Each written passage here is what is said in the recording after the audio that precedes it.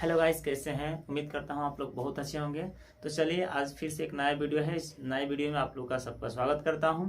तो आइए इस वीडियो में हम जानने वाले हैं सबसे आज का इंपॉर्टेंट टॉपिक है। इंपॉर्टेंट टॉपिक क्या होने वाला है, विलियन के बारे में हम लोग जानेंगे।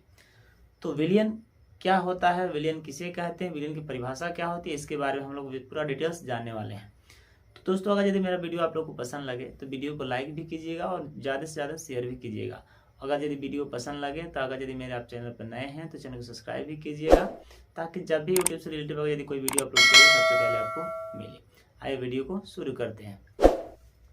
सबसे पहले जानेंगे दोस्तों, विलियन की परिभाषा क्या है या विलियन किसे कहते हैं, इसके विलियन का अर्थ क्या है या विलियन क्या है या विलियन किसे कहते हैं। इन तीनों प्रश्न का परिभाषा आपको एक लाइन में ही देना है, यानी एक लाइन की ही परिभाषा है।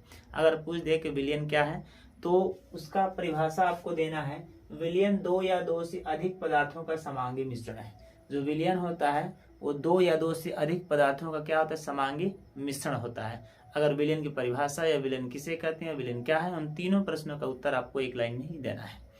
ये भी हम जानेंगे इस वीडियो में कि विलियन होता कैसा है, विलियन होता कौन सा है, कौन कौन से पदार्थ को हम विलियन कह सकते हैं, किसी किसी हम विलियन नहीं कहेंगे। इन सारी बातों के बारे में हम डिस्कस करने वाले हैं। तो उम्मीद करता हूँ कि विलियन की परिभाषा आपको समझ में आ गया। अब यहाँ पर मैं कुछ एग्जाम्पल लिखा हूँ, जैसे मान लीजिए नींबू जल, ठीक है ना, सोडा जल, शक्कर जल। अब ये चीज आपको समझ में नहीं आता है। सबसे पहले हम ये जानते हैं विलियन किसे कहते हैं, ठीक है ना। तो विलियन तो दो या दो से अधिक समांगी मिश्रण का हो गया। अब विलियन को हम ऐसे समझते हैं, जैसे मान लीजिए इसमें कौन है, इसमें हम एक क्या लेते हैं, नमक, ठीक है ना, नमक, और ये हो जाएगा जल। अभी मैं विलियन समझा रहा हूँ, विलियन किसे कहते हैं, ठीक है ना। अभी परिभाषा से आपको कंफर्म नहीं होगा लेकिन अब समझ में आएगा। देखिए यहाँ पर हम क्या करेंगे, एक बीकर ले लेते हैं। अब इस बीकर में हम क्या करेंगे, जल भर लेते हैं, ठीक है ना। इस बीकर में हम क्या कर लेते हैं, जल भर लेते हैं। ये समझिएगा, सारा क्या है, जल है। अब यहाँ पर एक चीज देखिएगा, इसमें क्या है, ये जो जल है ये मान लीजिए कि 20 ग्राम है। जल कितना है, 20 ग्राम है। और नमक कितना है, ये आपका 30 ग्राम है। अब यहाँ पर मैं आपको पूछूंगा कि अब आप इसमें से बताइए कि इसमें से विलय कौन है और विलाय कौन सा है, ठीक है ना। यहाँ से विलय कौन सा है, विलाय कौन सा है। तो बहुत आप लोग का इसमें से आप लोग का उत्तर होगा कि यह जो नमक है ये क्या हो जाएगा, विलय हो जाएगा, और जो जल है विलायक होता है, ठीक है ना। और बहुत से बच्चे ये कंफ्यूज में पड़ जाएंगे कि इसको हम कैसे कहें, ठीक है ना, किससे हम कह सकते हैं कौन सा विलायक और कौन सा विलय है। तो एक चीज मैं साफ करना चाहता हूं, और एक चीज हमेशा याद रखिएगा दोस्तों, कि किसी अगर कोई भी पदार्थ हो, अगर उसकी पदार्थों यानी उसके कणों की संख्या अधिक है, ठीक है ना, तो उसे हम क्या कहेंगे, विलायक कहते हैं। यानी विलायक का मतलब ये हो गया, देखिए यहाँ पे इससे अगर जल 20 ग्राम है तो इसकी पदार्थों की संख्या क्या है, ज्यादा है, तो इसे हम कहेंगे विलायक, ठीक है ना। अब इसे हम क्या कहेंगे, विलय, ठीक है ना। जिसकी मात्रा अधिक होती है उसे हम क्या कहते हैं, विलाय कहते हैं। अब यहाँ पर मान लीजिए कि यहाँ पर हम क्या करेंगे, यहाँ पर हम कम ले लेते हैं, यानी यहाँ पर हम 5 ग्राम ले लेंगे। तो 5 ग्राम ले लेंगे तो ये हो जाएगा क्या, विलय, और ये हो जाएगा विलायक। यानी जिसकी मात्रा अधिक होती है उसे हम क्या कहेंगे, विलायक। तो ये हो गया आपका क्या, विलय, इसे हम क्या लिखेंगे, विलय, और ये हो जाएगा हमारा क्या, विलायक। अब यहाँ पे इसका सूत्र तैयार होता है, विलय प्लस विलायक, विलय प्लस विलायक के मिलने से क्या होता है, विलियन का निर्माण होता है,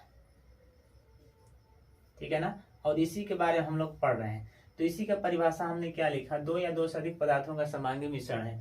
तो ये आपको पता चलेगा दोस्तों कौन सा विलायक और कौन सा विलय है। यानी विलय प्लस विलायक मिलने से क्या होता है, विलियन का निर्माण होता है। वैसे हम लोग अपने रोज के कार्य में बहुत से पदार्थों को देखते हैं, उसके बारे में जानते भी हैं, और जानने के साथ साथ उसके बारे में हम कुछ सोचते भी हैं। तो इसे यहाँ पर हम गर्मी के दिन में क्या करते हैं, नींबू जल बनाते हैं, ठीक है ना। तो याद रखिएगा, नींबू और जल का जो दोनों जो पदार्थों के कण होते हैं दोनों समान होते हैं, ठीक है ना। इन दोनों के समान होने के कारण हमें पता चलता है कि इसमें हमें किसी और भी पदार्थ को क्या करना चाहिए, मिश्रण करना चाहिए। जैसे शक्कर नमक का क्या करना चाहिए, इसमें डालना चाहिए, ठीक है ना। तो इन दोनों का जो पदार्थ कण होता है दोनों क्या होते हैं, समान होते हैं। अब देखिए जब इसमें हम बनाएंगे, नींबू जल क्या है हमारा, सोडा जल क्या है, शक्कर जल क्या है, ये सारी प्रक्रियाएं जो होती है मिश्रण होती है, विलयन की प्रक्रिया में आती है। इन सबको हम क्या कह सकते हैं, विलयन। क्योंकि जल और नमक का घोल बनाते तो विलयन हो गया, उसके बाद से सोडा जल बनाए तो विलयन हो गया, नींबू जल बनाए तो विलयन हो गया, इसलिए हमने विलयन में एग्जाम्पल लिख दिया। आइए दोस्तों, अभी हम ये चीज देखेंगे कि कौन कौन से विलय हो सकते हैं, कौन कौन से विलायक होंगे, उनके बारे में हमको जानते हैं। तो ये उम्मीद करता हूँ ये चीज समझ में आ गया आपको। आइए हम आगे देखते हैं। आगे उदाहरण में देखिए, विलय हम किसे कहेंगे और विलायक किसे कहेंगे, ठीक है ना। तो चीनी हो गया क्या है, ये हो गया आपका विलय, और जल क्या हो गया, विलायक। नमक क्या हो गया, विलय, और जल क्या हो गया, विलायक। अब यहाँ पर फिर हमने आयोडीन भी लिख दिया। आयोडीन के साथ एल्कोहल जब मिलेगा तो आयोडीन क्या हो जाएगा, विलय, और एल्कोहल क्या हो जाएगा, विलायक। अब इस श्रेणी में आप देखिए दोस्तों, इन दोनों में कुछ आपको फर्क दिखाई देगा। अब इसमें जिसकी मात्रा अधिक होती है उसे हम विलायक कहते हैं। अभी कुछ देर पहले हम लोग सीखे हैं कि जिसकी मात्रा पदार्थों की अधिक होगी उसे हम विलायक कहेंगे। तो इसमें अल्कोहल की मात्रा अधिक होती है, सिर्फ विलायक कह दिया हमने। जल की मात्रा इन दोनों में क्या होगी, अधिक होती है, इसलिए हमने क्या कहा, इसको विलायक कह दिया। अब इसका समझना सबसे एक आसान एग्जांपल लेते हैं दोस्तों, ताकि आप लोग को समझ में आएगा। जैसे समझिएगा चाशनी, आप लोग समझते हैं चाशनी। चाशनी आप जरूर देखे होंगे, जो आप लोग मिठाई की दुकान में देखते होंगे, जो मतलब कि उसका चाशनी बनाया जाता है, जिसमें रसगुल्ला या किसी मिठाई चीज को उसमें डालने के लिए। तो आप लोग ध्यान दीजिएगा, चाशनी में कौन सा मतलब कि विलय होगा, कौन सा विलायक होगा। इसमें मान लें कि इसमें क्या हो गया, चीनी, और इसमें हो जाएगा जल। अब यहाँ पर बताइए, चाशनी में इन दोनों में से सबसे ज्यादा, यानी ऐसे समझिए, इन दोनों में से विलय कौन होगा, विलायक कौन होगा, आप लोग बताइए। तो इनमें से जो चाशनी हम बनाते हैं, इनमें से विलय कौन होगा, विलायक कौन सा होगा। तो ये ध्यान दीजिएगा दोस्तों, इसकी मात्रा क्या हो जाएगी, कम हो जाएगी, और इसकी मात्रा क्या हो जाएगी, ज्यादा हो जाएगी। तो जो ज्यादा होता है उसे हम क्या कहते हैं, विलायक कहते हैं, उसे हम क्या कहते हैं, विलायक। और जो कम होता है उसे हम क्या कहते हैं, विलय के नाम से जानते हैं। तो उम्मीद करता हूँ कि ये चीज आप लोग को समझ में आ गया दोस्तों। आप समझिएगा, अगर यदि मान लो विलायक अगर यदि अधिक नहीं होता, चीनी अधिक नहीं होता, तो चाशनी टेस्ट करने में मिठास नहीं लगता। इसीलिए विलय यानी जल क्या हो जाएगा, विलय, और जो चीनी है वो क्या हो जाएगा, विलायक हो जाएगा, क्योंकि उसकी मात्रा अधिक है। अगर यहीं पर अगर इसकी मात्रा कम होता, इसकी मात्रा ज्यादा, तो ये विलायक हो जाता और ये विलय हो जाता।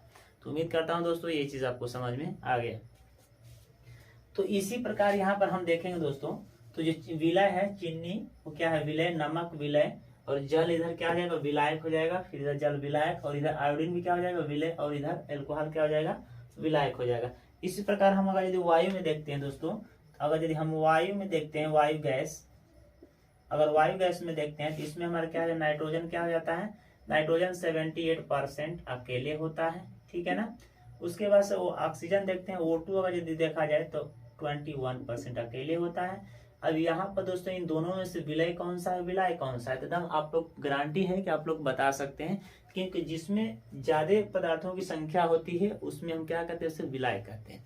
अब ऐसे साफ आप बता सकते हैं कि इसमें से कौन सा विलायक और कौन सा विलय है। तो इसको आप क्या कह सकते हैं, इसे आप विलय कहेंगे, इसे आप विलय, और इसे आप विलायक। देखिए दोस्तों, समझना कितना आसान हुआ ना, एकदम इजी प्रोसेस से समझिए दोस्तों। अभी जिसमें ज्यादा संख्या वो विलायक, जिसमें कम हो विलय। तो इसमें क्या हो जाएगा, इसमें विलायक हो जाएगा N2, और विलय हो जाएगा O2, क्योंकि इसकी मात्रा बहुत कम पाई जाती है, ठीक है ना। तो उम्मीद करता हूँ ये चीज आपको समझ में आ गया। अब आइए इसके हम कुछ गुण देख लेते हैं कि गुण आखिर से क्या क्या हो सकते हैं। तो गुण के तरफ हम बढ़ते हैं। विलयन के गुण क्या क्या है, विलयन के गुण, इसके जो महत्वपूर्ण गुण होते हैं इसके बारे में कुछ ध्यान दीजिए, इसके बारे में कुछ समझते हैं और इसके बारे में जानते हैं। विलयन एक समांगी मिश्रण है, ये तो क्लियर है कि विलयन जब भी होगा क्या होगा, तो विलयन समांगी मिश्रण का ही रूप धारण करता है, क्योंकि उसमें दो या दो से अधिक पदार्थों का मिश्रण होता है, इसीलिए उसमें हम क्या कहते हैं, विलयन एक प्रकार का समांगी मिश्रण है। समांगी मतलब समान तत्वों से, समान पदार्थों से मिला हुआ रहता है। आगे देखिए 2 नंबर, विलयन के कण व्यास में 1 नैनोमीटर यानी 10⁹ मीटर से भी छोटे होते हैं। इतने छोटे होते हैं कि हम अपने नग्न आंखों से हमें नग्न आंखों से दिखाई नहीं देते हैं, और चाहे हम अपनी आंखों से उसे देख नहीं सकते हैं, क्योंकि वो इतने बारीकी छोटे होते हैं। क्योंकि 1 नैनोमीटर, ठीक है ना, 1 नैनोमीटर यानी उसको हम 10⁹ मीटर की कह सकते हैं, इससे भी वो छोटे होते हैं। अब समझिए, इससे भी छोटे होते हैं तो हम कैसे वो दिखाई देंगे, तो इसीलिए हम उन्हें अपने आंखों से देख नहीं सकते हैं। तीसरा महत्वपूर्ण इसका जो गुण है दोस्तों, छोटे होने के कारण ये प्रकाश को फैलने नहीं देते हैं। इनकी यह भूमिका होती है, इनकी यह मतलब देखा जाए तो इनमें यह क्षमता होती है कि इतने बारीकी, इतने छोटे कण होते हैं, इतने छोटे होते हैं कि प्रकाश को अपने पास से फैलने नहीं देते हैं, और प्रकाश को अपने पास क्या करते हैं, ऑब्जर्व कर लेते हैं, खींच लेते हैं, दूसरे तरफ जाने नहीं देते हैं। इसीलिए विलयन में प्रकाश का मार्ग दिखाई नहीं देता है। अब इसको थोड़ा समझिएगा दोस्तों। मान लीजिए इस वाले पात्र में हमने क्या रख दिया, विलयन भर दिया, इसमें हमने क्या कर दिया, विलयन भर दिया। अब यहाँ से जब हम क्या करेंगे, एक टार्च बारेंगे, यहाँ से हम क्या करेंगे, एक टार्च बारेंगे। अब यहाँ से हम क्या करेंगे, एक टार्च बारेंगे। तो जब टार्च हम बारेंगे तो जो प्रकाश निकलेगा इस विलयन में जाएगा, तो इसमें हमको यह देखने को मिलेगा दोस्तों कि उस विलयन से प्रकाश क्या होगा, पार नहीं जा पाता है। यानी यहाँ पर विलयन है इस वाले पार्ट से, इसका प्रकाश हमें इधर दिखाई नहीं देगा। क्यों नहीं दिखाई देगा, क्योंकि इसके कण इतने छोटे होते हैं कि प्रकाश को अपने आस से पार नहीं जाने देते हैं, अपने तरफ से पार नहीं होने देते हैं। यही कारण होता है कि विलयन में कभी टार्च बार कर देखिएगा, प्रकाश इधर से उधर नहीं जाता है। यही बात हम लिखें, छोटे होने के कारण प्रकाश को फैलने नहीं देते हैं, और इसीलिए विलयन में प्रकाश का मार्ग दिखाई नहीं देता है। अगर दिखाई भी देता है तो आपको यह नहीं पता चलेगा किस मार्ग से वो जा रहा है, इस मार्ग आपको दिखाई नहीं देगा। अगर मान लीजिए कि यह प्रकाश इधर से निकल भी गया हल्का सा, तो इसका आपको रास्ता दिखाई नहीं देगा, यानी मार्ग नहीं दिखाई देगा कि वह मार्ग किस रास्ते यानी किस मार्ग से वो गुजर रहा है प्रकाश। ठीक है, आइए हम अगला देखते हैं। छानने के विधि से विलय को विलयन से पृथक नहीं किया जा सकता है दोस्तों। अगर मान लीजिए विलयन का हम मिक्सचर कर दिए, विलयन बना लिए, फिर चाहेंगे उसको हम क्या करें, छान करके उसके मतलब विलय को अलग कर दें, विलय को अलग कर दें, तो ये कभी जीवन में सफल नहीं हो सकते हैं, क्योंकि इस तरह की प्रक्रिया नहीं होगी। हाँ, उसमें एक चीज आप कर सकते हैं कि कुछ देर के लिए क्या कर सकते हैं, विलय को, जो विलयन है उसको कुछ देर तक आप स्थिर छोड़ दीजिए, तो कुछ उसमें क्या जो विलय होते हैं, उनके जो कण होते हैं कुछ नीचे की तरफ बैठ जाते हैं, और उसे हम चाहें तो हल्का सा निकाल सकते हैं। इसीलिए कहा जाता है विलयन क्या है, अस्थाई है। इसीलिए हमने क्या लिखा है, विलयन अस्थाई होता है। उसे आप अस्थाई छोड़ देंगे तो जो विलय के कण होते हैं वो नीचे की तरफ बैठ जाते हैं। अब इतना समझिएगा, जो विलय होते हैं उसके नीचे कण जो बैठते हैं वो बिना काम का होते हैं। तो उम्मीद करता हूं दोस्तों कि यह पूरा टॉपिक आपको समझ में आया, पूरा अच्छा से समझ में आया, जो विलयन क्या होता है, विलयन की परिभाषा क्या होती है। तो बस दोस्तों आज के वीडियो में इतना ही जानेंगे, फिर अगले वीडियो में नए वीडियो में मिलते हैं आपके साथ। तब तक के लिए जय हिंद, जय भारत।